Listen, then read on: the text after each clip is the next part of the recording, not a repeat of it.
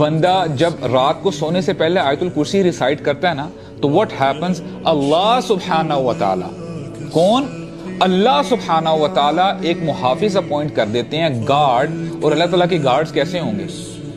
اللہ اکبر. وہ ساری رات گارڈ حفاظت کرتا ہے، اور وہ گارڈ کون ہے؟ فرشتے ہیں. وہ صبح تک اس بندے کو پروٹیکٹ کرتا ہے کہ بندہ اپنے گھر میں جب آیت الکرسی پڑھتا ہے نا تو گھر میں شیاطین بری چیزیں نہیں آتی. شیاطین کے ساتھ ساتھ کوئی بھی ایسی مخلوقات یا ایسی چیزیں جس سے شر پھیلتا ہے، اس میں چور بھی شامل ہے. پتہ آپ کو جو بندہ اپنے گھر میں آیت الکرسی پڑھتا ہے نا تو انشاءاللہ الرحمن گھر میں چور بھی داخل نہیں ہوں گے.